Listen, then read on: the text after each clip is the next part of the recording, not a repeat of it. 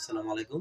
আজ বাংলাদেশ সময় সন্ধ্যা ৭:৩০টায় কলম্বোর আর প্রেমাদাসা স্টেডিয়ামে অনুষ্ঠিত হবে পাকিস্তান বনাম নিউজিল্যান্ডের মধ্যকার ২০২৬ টি-টোয়েন্টি বিশ্বকাপের সুপার ৮ এর প্রথম পর্ব। সেই হিসাবে বলা যায় আমরা যদি চিন্তা করি তাহলে তাদের ম্যাচটা একটা হাই ভোল্টেজ ম্যাচ। এজন্য যে কারণ দুজনে চেনা প্রতিপক্ষ মানে এই ২ দলের মধ্যে ইতিমধ্যে ৪৯ টি ম্যাচ অনুষ্ঠিত হয়েছে। এটি তাদের ৫০তম ম্যাচ। ৪৯ ম্যাচে গড়ে পার্সেন্টেজে তারা স সমানে সমান। যেমন পাকিস্তান ৪৯ এর মধ্যে জয়লাভ করছে ২৪ টি এবং নিউজিল্যান্ড ২৩ টি।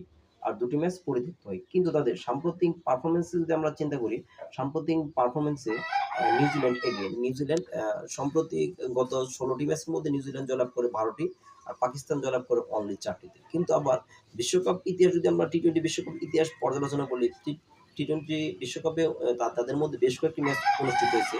মোট ম্যাচের সংখ্যা ৭ টি। ৭ টিতে পাকিস্তান এগিয়ে ৫ টিতে জয়লাভ করছে আর নিউজিল্যান্ড অনলি ২ টিতে।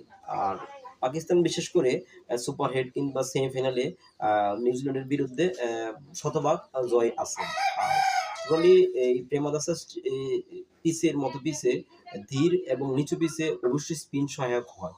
এখানে স্পিনই সহায়ক ভূমিকা পালন করবে। আর ইতিমধ্যে ৪ টি ম্যাচ খেলা নিউজিল্যান্ড ব্যাটসম্যানরা স্পিনের বিরুদ্ধে খুব ভালো খেলছে। আর পাকিস্তানও স্পিনে খুব ভালো। তাদের রহস্যময় স্পিনার উসমান তারিক এই আসরের সবচেয়ে উল্লেখযোগ্য দিক।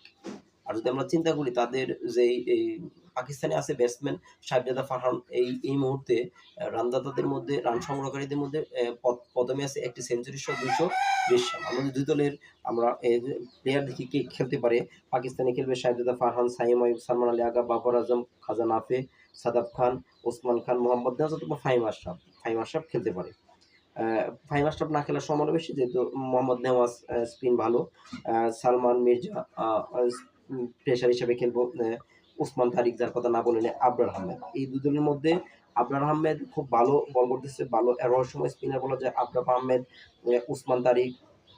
যদি আমরা নিউজিল্যান্ড স্কোয়াডে চিন্তা করি তাহলে Tim Seifert, wicket keeper Finn Allen, Rachin Ravindra, Glenn Phillips, Mark Chapman, Daryl Mitchell Santner, Jimmy Neesham, Matt Henry, Ish Sodhi এবং জ্যাকব ডোবি এই বিপিএল এই সরি বিপিএল বলে এই বিশ্বকাপের সবচেয়ে কার্যকরী একজন পেস বলার। এই মুহূর্তে আমার যতটুকু বলা যায় নিউজিল্যান্ডের ব্যাটসম্যান বলা পাকিস্তানি স্পিনারদের মূলত সঠিক আসল লড়াইটা হবে। যদি পাকিস্তান মূলত মাঝের ওভার দিয়েই মূলত এই খেলার ফলাফল প্রভাব বিস্তার করবে। কারণ পাকিস্তানের স্পিন ভার্সেস নিউজিল্যান্ডের